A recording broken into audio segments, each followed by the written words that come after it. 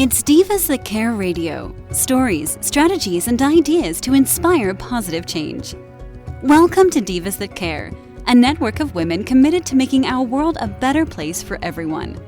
This is a global movement for women, by women, engaged in a collaborative effort to create a better world for future generations. To find out more about the movement, visit divasthatcare.com after the show. Right now, though, stay tuned for another jolt of inspiration. All right, welcome to the Metaphysical Mastery Podcast with a mother and daughter team. My name is Kate Nelligan, and I have my mom here, Peggy Nelligan. Go ahead and say hi, Mom. Hi. Hi, everyone.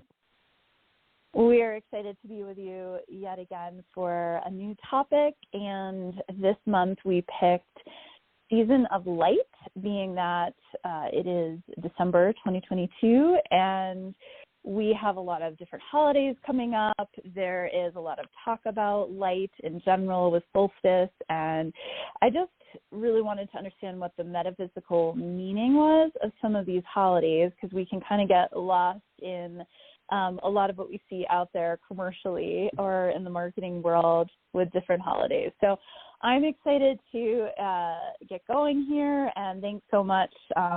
Just to give you a quick background, I am an equine partnered life and career coach, animal communicator, author, and speaker.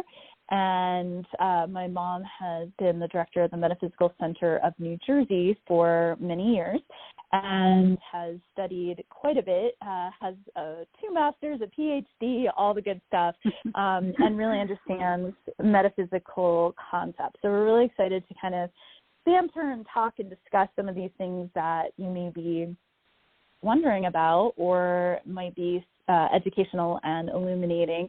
So thanks for being here and listening. And yeah, let's kickstart this, Mom. Where do you want to start? Sounds good. Well, the first thing I think we should talk about, since you mentioned all the holidays are coming up, we've got Christmas and Hanukkah and the whole idea of Yule, which is connected with the solstice. And all of those, one of the main things in all of them is light. And since we're talking about the season of light, I figured we'd start with that, and we might start with Christmas, if that's okay. Yeah, let's start with Christmas. All right. So one of the things that in the teachings in metaphysics I'd like to address first is that the Christian religious meaning of Christmas is somewhat different from the metaphysical meaning of Christmas.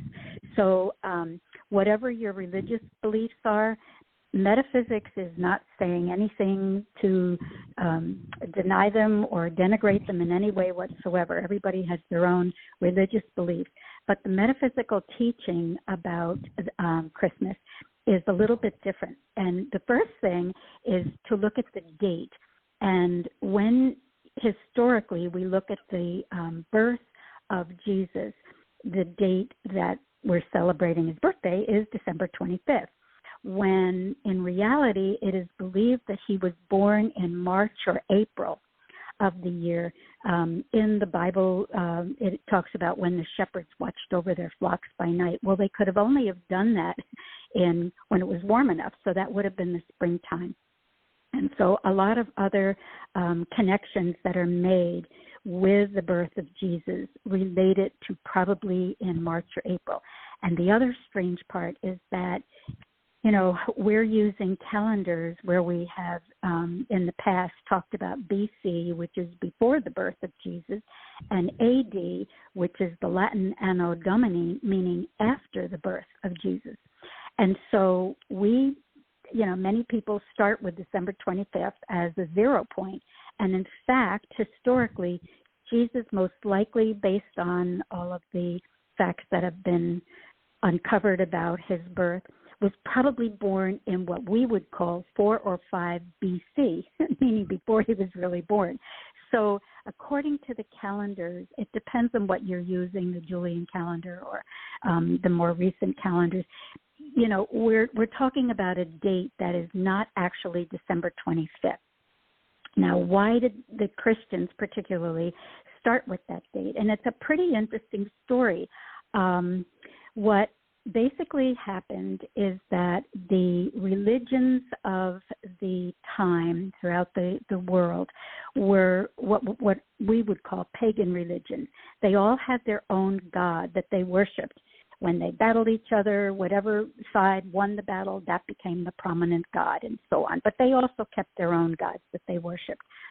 So what happened then when the Christians came along and decided that they wanted to set up Jesus on December 25th, is that they were honoring the god Saturn in the Roman Empire during that time. And so December 25th was the Feast of Saturnalia.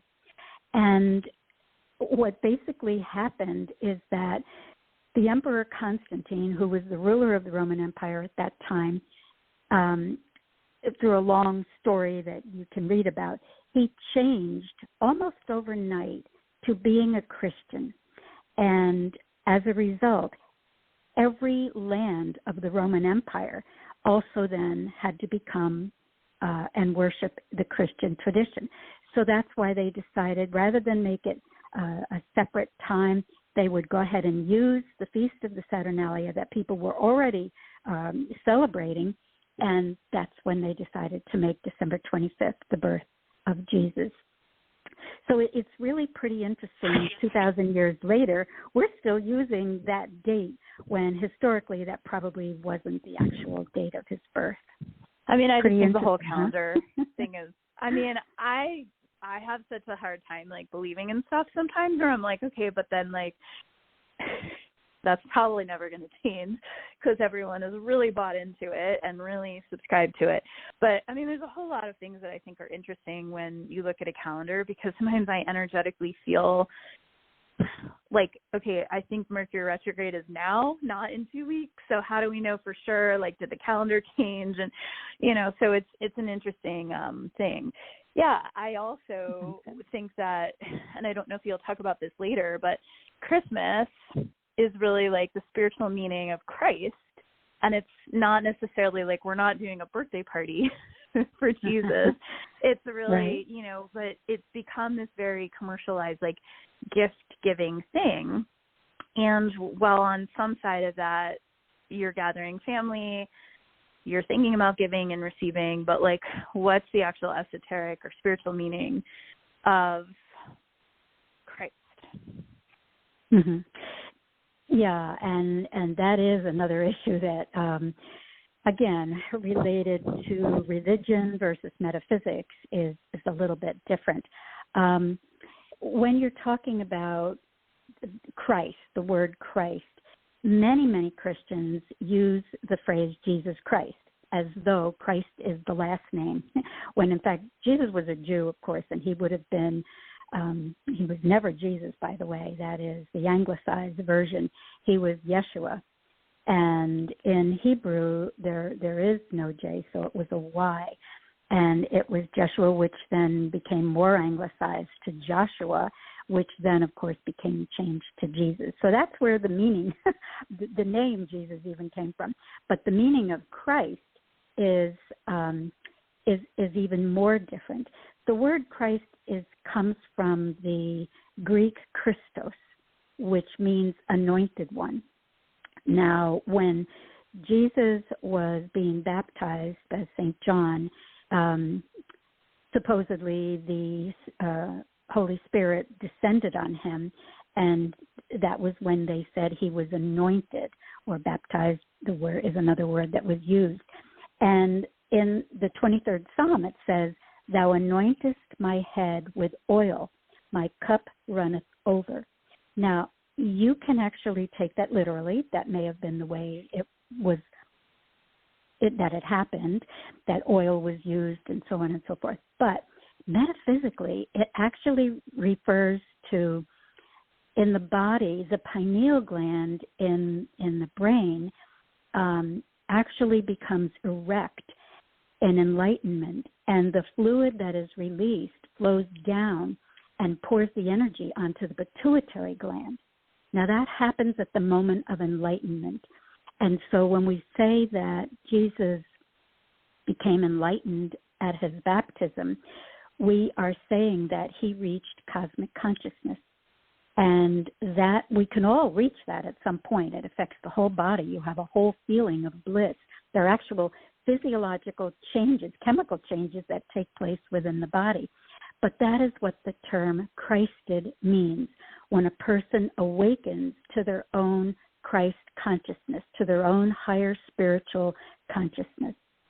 So when we awaken to our own higher self, we get to a point where we understand that we are all connected to the source energy, the divine energy, and that's where the expression, we are all sons of God.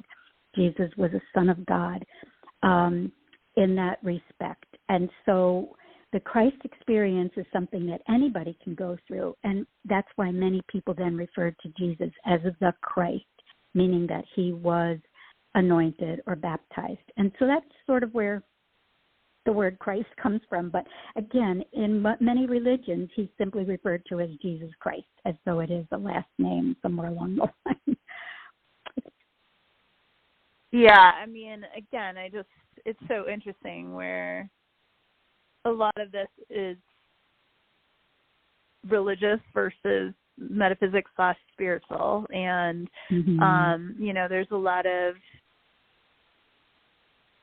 sides, adamancy, I don't know, around some of this, whereas I look at it from something like way more practical, being that I was an atheist for so many years, and I've never really been religious. I've studied religion in college. I studied Buddhism and I studied world religions over years, and I just still feel like very strongly that metaphysics is also fascinating because you're looking at quantum and you're looking at that. But then I look at the practicality of spirituality, which is like, okay, what is the energy of Christmas?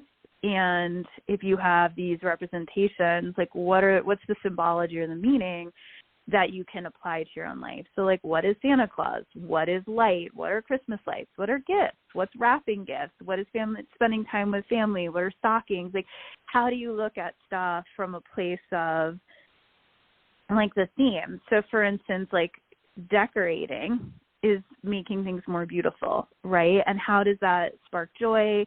How does the color, especially the colors of red and green, if you're to look at what those typically mean, green is often associated with earth energy or heart energy. Red is often associated with like power and grounding. And so it's like, could those really have some symbology in Christmas, right? The colors of red and green, the energy of decorating and beautifying up your space, right? And like making things look nice for yourself and for others. Like, how is that actually an act of self-love or self-care? How is the light, like actually putting out physical lights, an outer representation of our own inner light, right? As light beings.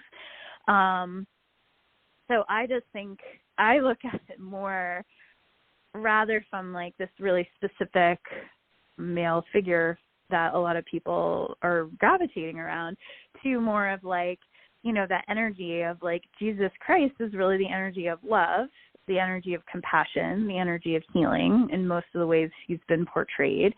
And how are those messages most important to us during a time when we're with family or with friends? Or especially at the end of the year. In many ways, it's a good thing Christmas falls at the end of the year instead of the spring, because it is something that it's like a time where we do kind of have a completion energy to a year, right? And time off and time to reflect. And I think like that to me is the biggest issue sometimes around the holidays, is that it's so hustle and bustle and busy that people lose sight of like it's actually a time for reflection, and it's a time for simple joys, and it doesn't have to be super extravagant, right? So I don't know. I like to just remind people like there is a lot of joy in those small moments of just, and there's also a lot of metaphor and symbology in this holiday called Christmas. And that's, you bring up that whole point about the lights, and that is exactly what this is, the inner light. It's the inner light that we are here to awaken, coming from within us. Everybody yearns for that connection, whether it's with other people or with animals or, with God, whatever you want to we have this yearning for a connection of some kind. And so when you look at it from a spiritual, metaphysical point of view, it is the light within that you're trying to awaken, and that's a perfect time of year to do that, because that's why Yule, which is another celebration that occurs right around this time, at the time of the solstice itself, it's an ancient pagan celebration of the sun god, of Sol. And that's when the darkness gives over to the light, and that's when the shortest day of the year occurs and the longest night occurs. So we have more darkness at that time. And in the Yule celebration, they're celebrating the new solar year, which is the beginning of winter. And they say that Father Winter puts on his mantle of white to cover the mother as she sleeps and waits for spring to renew herself, so that she can return to the world once again.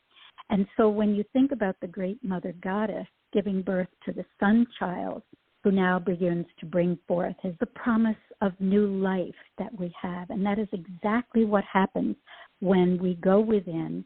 And that's why this is a time of year when, even though we use the time of year when we change the clocks and it gets dark early, it forces us to really slow down, go within. And yet you're right. Many of the holidays is, we're rushing around frantically trying to get gifts and remembering everything that we're supposed to do. But really the Christmas lights are the reminder of Jesus' birth. And, and also connected with that light, I just want to mention in the story of Jesus' birth, it's the Star of Bethlehem. And the light it provided the 3 wise men so that they could follow it for months, actually, to find the infant Jesus. Now the research is very up in the air as to what that was. It couldn't have been a meteor because it lasted a long time. It could have been a comet because that is something that lasts for a long time, and they could have followed that. That's certainly a possibility, but they actually have not been able to historically identify what it is that it was. But when you think of Jesus, and they called him the light of the world, and the belief in many religions as well as metaphysics is that Jesus came as a human so that he would be able to inspire humans to express their own divine nature. We're all part of the divine. We're not separate from it. A lot of people think that everything is separate because we are meant to think that way. That's what the ego is all about, and our personality, our human animal self is all about. But really, the old saying of, we're spiritual beings having a human experience is so true. And so I think that whole idea of this time of year to celebrate the birth of Jesus is not so much on, the man himself and but what did he come to teach us? He often said, what I do, you can do, and more. And he was here as a way shower, just as the light workers are today. They are way showers. And I think that's what's important to remember about the light, that we're here, to spread it to every corner where there's darkness. And by darkness, I mean the unconscious, unawakened aspect of humanity. So, by the way, I had read, and this surprised me, light is another name for God. Some people use the word source, creator, I am presence, and so on. But when you read the Bible, if you read Genesis in the beginning, and they say, and God said, let there be light, what was really happening, at least in metaphysics, we teach this, God did not divide itself. God is energy, first of all, just to begin. It's not a person, it's not a thing, it's energy. And that energy reflected itself throughout all of creation. It didn't divide itself, so therefore nothing is separate from that energy. We are all part of that energy. But it's reflected through all of the levels of or dimensions of creation. Just another aside. Yeah, and I mean, I'll bring it back to the practical, which is just that ultimately, I think my greater desire in having a lot of clients and friends and myself and family that can get really intense around the holidays is that it's just for me, like the goal with this podcast is a conscious reminder that we are all light and that we can shine brighter, done feeling good and staying connected to our true nature versus we can dim our lights, be it with fear, anxiety, or judgment, or shoulds and have-tos. And I think there's a lot of shoulds and have-tos during the holiday season, and I just get the sense that, like, we haven't questioned them in a very long time, and I started to question them several years ago, which is why I don't really celebrate Christmas the way I used to. But if you think about kids going through it, there's so much magic and wonder, right? And there's so much in that space of like, do reindeer fly? And is Santa Claus real? And what is it like to have a gift? And obviously, there's just this like childlike awe that I feel like we can tap back into during this month. And also, especially like days before, day of, and day after the energy. And it's not about the commercial of like, you know, did I give the perfect gift? Did I get the perfect gift? Did I get enough? Is there enough? Like, we have to really go back to just that like natural sense of awe and wonder, which will always leave us feeling enough and feeling actually a lot of reverence for the world and for each other. So, you know, I think this is a time of year to start to really question, like, how am I living my life? Am I in alignment with my values? I was someone that loved picking out a Christmas tree for my entire childhood. It was so important to me until I finally started to think, like, that's a dead tree in my house. I don't want to do that anymore. And I still appreciate them. And like one of my friends gets one from a place that is regenerative, meaning they plant new ones every time they cut one down, which I think is very cool. But I have a fake tree now because I feel, you know, and even wrapping gifts, it's like, how do we do it in a way where things are more sustainable? We're not creating a lot of waste in the world. And I also want to remind people, like, there's a love language around gift giving and gift receiving, which is knowing, I mean, there's a beautiful quiz on the 5 love languages and book and everything else to really know, like, what do people appreciate the most? And honestly, only one of them is gifts, like physical, material gifts. And there's so many things, like people who love quality time would probably enjoy an experience, right? Like going and having a nice meal together.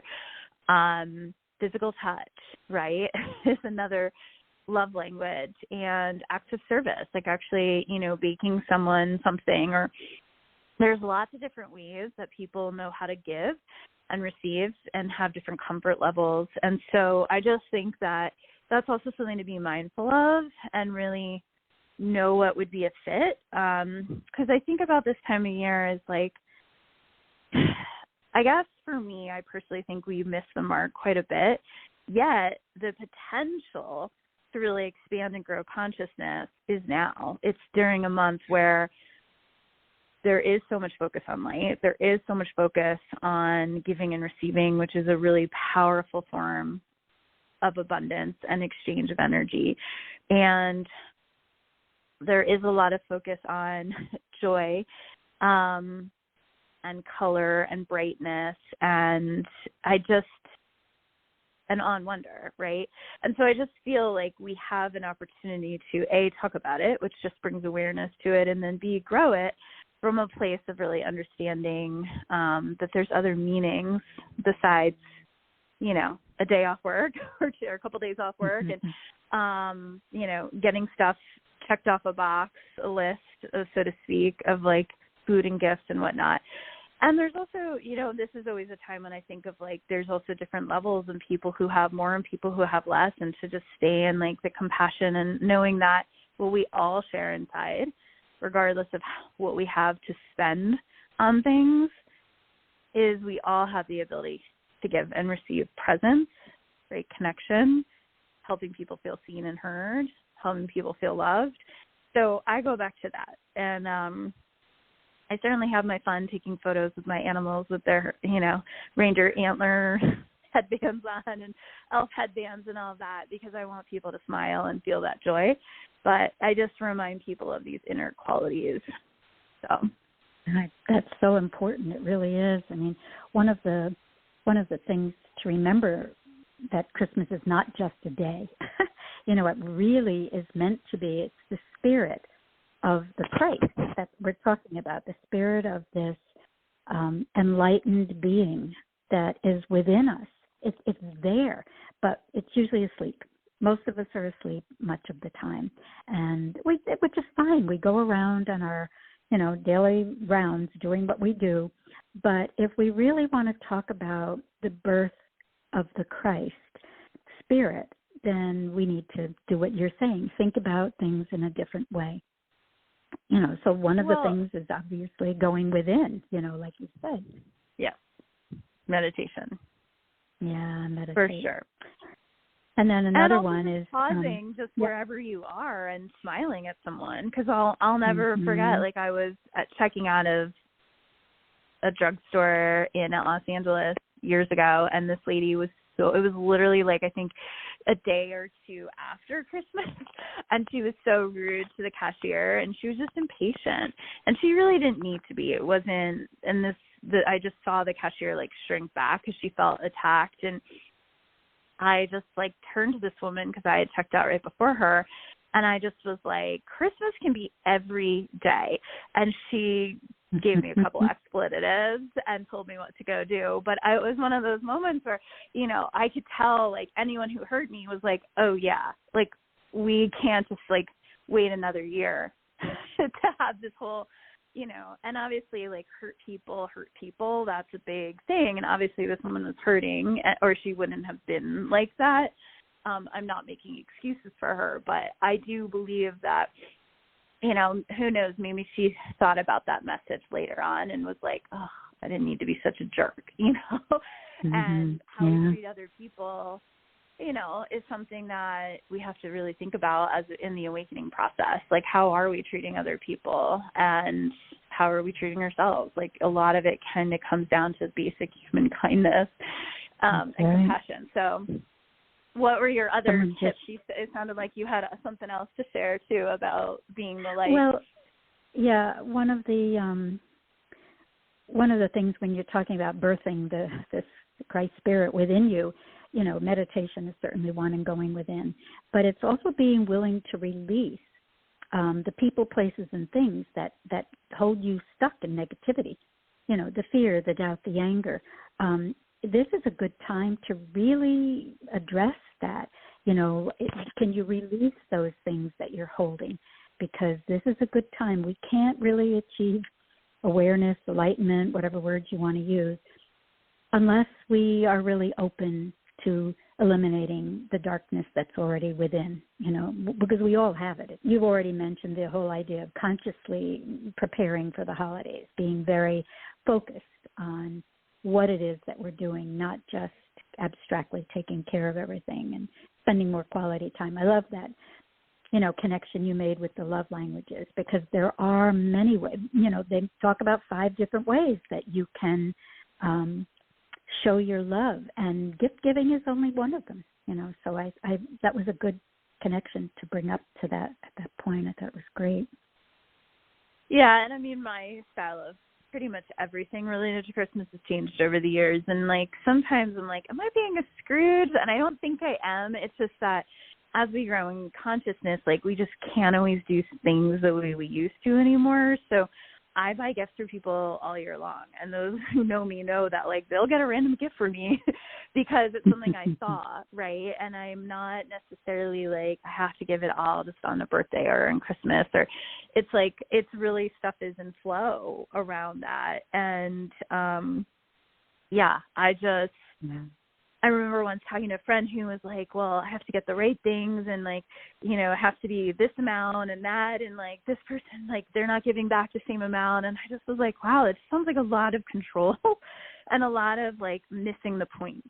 You know what I mean? Where now it's like, it's a checklist and a to do and a should and a have to, which causes people stress. So I'm not saying that you're the black sheep in the family and everyone's upset with you, like, which is what I did at first. But, like, I'm saying question it and then, like, talk to your loved ones and see if maybe there's a different type of celebration or connection that is actually what everyone's really craving, but someone needs to be brave enough to say it. I had a client once say, like, he had hosted, I guess it was Thanksgiving, like, every year for years, and finally was like, I don't want to do it. And this is what I'm planning to do. I'd love to still see all of you. Would that work? And everyone's like, that'd be so much better. And it was one of those whole, like, sometimes what's good for you is really what's good for everyone else. And to really just get conscious of, like, why am I always making this one thing that someone always made in my family, but every time I eat it, I feel sick, right? And, like, is that really what my body wants, or would my body want something else right now? And like, it's okay to break tradition and create new traditions, as long as we're really connected to, like, what matters. I'm not saying be a Scrooge and, like, shut it all down. It's just like I still watch Christmas movies because for me they spark a lot of awe and wonder.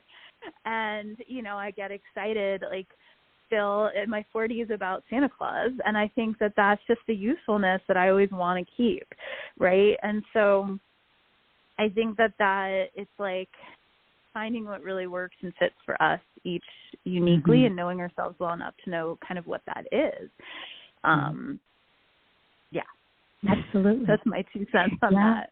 Well, one of the things when you mentioned the movies, I was trying to think about different, there's It's a Wonderful Life, that type of thing. And that's a perfect one to say. Life doesn't have to be perfect to be wonderful, but that's a good movie. But the one that I was thinking about was, and because I remember I was going to the Unity Church in Jupiter, and the minister was talking about Rudolph. And I thought, well, that's kind of interesting. It was before Christmas, and she was making connections with the symbols of Christmas. And she talked about Rudolph, and she said there's a bit of Rudolph in every one of us. He was always a little different from the other reindeer. But no matter what, he let his light shine.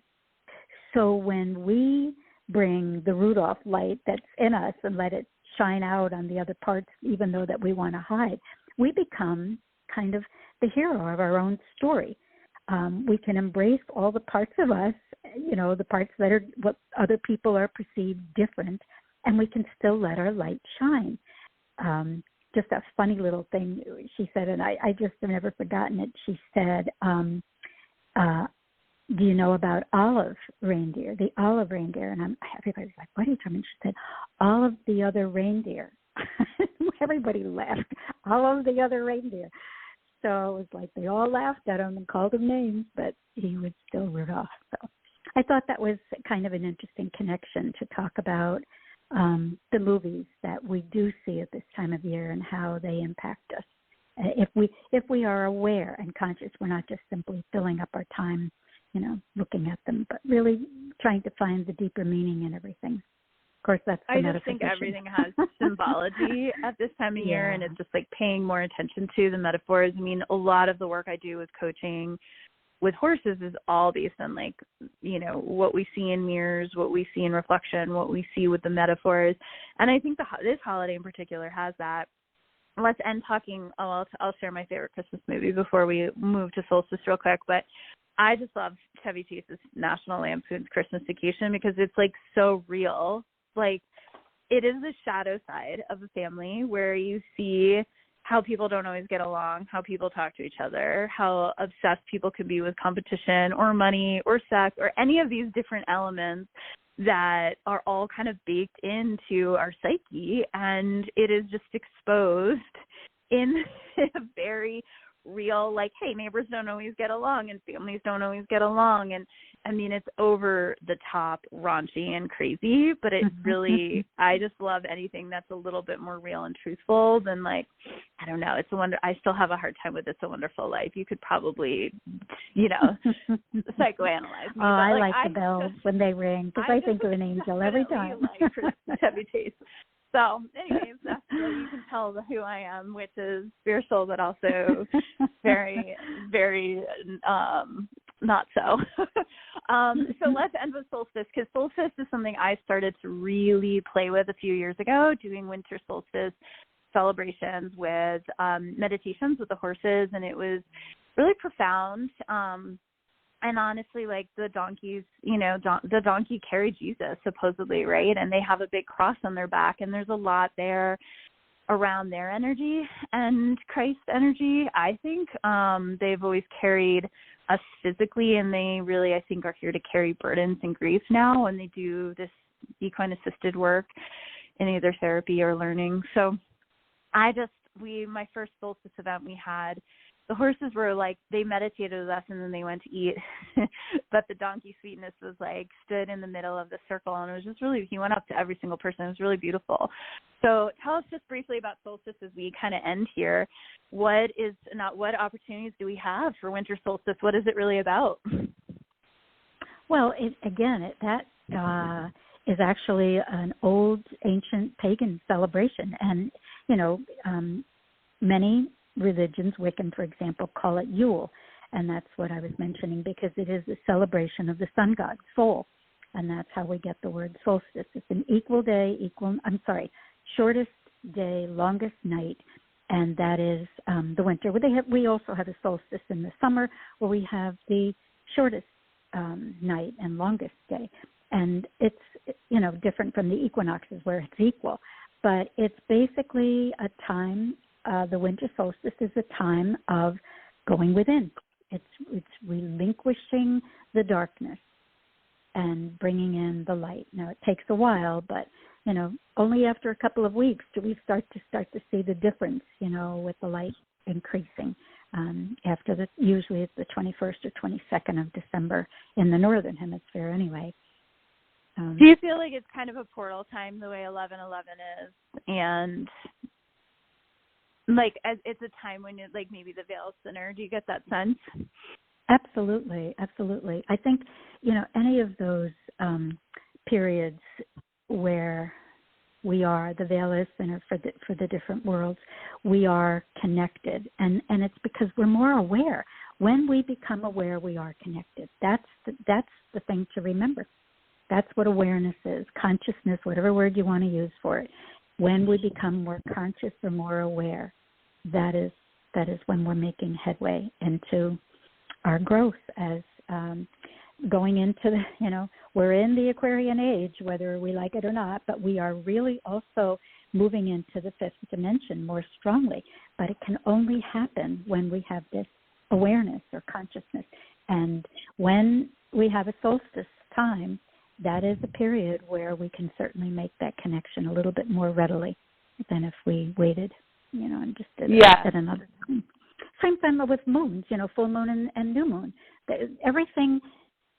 Everything like that astrologically certainly does connect to the inner, because we're all related in one way or another in that. As I said in the beginning, we're all energy. Nothing is separate. We're all energy. Well, and then a lot of the people I talk about, the people I follow talk about the crystalline energy and our entire bodies receiving more light from the sun and in general, right, from invisible support, I'll call it. And really our bodies are changing. And so I do think it's interesting, we have the moons monthly to kind of fall into cycles around, but we also, as markers, right, to connect and go within. But we have it seasonally with solstice and right. At least winter and summer. And then I always think, oh yeah, it's winter. And then I'm like, oh wait, half of this Earth is half of the not world. in winter. Right. Yeah. And that's always a great reminder too, we're all connected, and doesn't mean our realities are always all the same, right? So I always am oh yeah, winter solstice. I'm that's not everywhere, right? Yeah. So summer it's a good solstice reminder. Well, yeah, I exactly. that a lot of people are now offering sound baths and meditations and workshops and vision boards and all that around solstice, but also around New Year. And a lot of people right now are talking about doing New Year review and reflecting and reviewing and releasing, as you were saying earlier, what no longer works, even just through intention, or I like this thing called I call it dump writing, but our master's program calls it freeform writing, where you just let go of like grievances and write them down and safely burn it or shred it. And, you know, it is a time to do some of that work so that you're lighter going into the year. I remember after my horse died in 2017, I used the end of the year as a marker to be like, my grief is mostly done. I am not carrying this into the new year, because it had happened in April. And I was like still kind of choosing into that suffering. And I just was like, I'm done. I'm letting this go. And I use the end of the year as a true marker.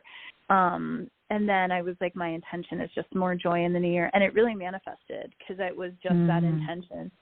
So reminder for everyone, think about the meanings, think about the other pieces and purposes of this time and the season of light. Great. Did you have something finally you wanted to share? No, I think you've done a good job wrapping it up, honestly. Very good. Yeah, ultimately, there's a lot to discuss about the nuances and the spirituality and the religious pieces here, and I truly hope we didn't offend anyone who believes something very differently. I come from that place of I used to be atheist, so I kind of hold anything and everything as a possible reality, and very much like to have the research and the facts and whatnot to back it up, but then also ultimately like to drill it down into the spiritual components or the themes. And so, yeah, maybe journal for yourself on what, to our listeners, journal on what the season of light is for you and how you can grow more light in yourself and in your life. So thank you so much for being here. Thanks for everything you researched, Mom. There's so much I did not know. So hopefully it was helpful for everyone as well. Well, I always bring in that, educational piece of it, being a teacher. So no, it's good, all good information. But I like the fact that we work together on that, and that you bring it right down to a very practical. Here are some things that you can do. It's one thing to have the information, but that's all it is really information. How does it apply in your life is really what the bottom line question is. So. Completely. Well together. Awesome. Thank you so much. Everyone have a wonderful holiday, whatever you celebrate. We did not even talk about Hanukkah. Clearly there's a lot of light in Hanukkah as well. And that as well. So absolutely. Sending everyone a lot of love and light. Thank you so much for being here and for listening. Thanks for listening. This show was brought to you by Divas That Care. Connect with us on Facebook, on Instagram, and of course on divasthatcare.com, where you can subscribe to our newsletter so you don't miss a thing.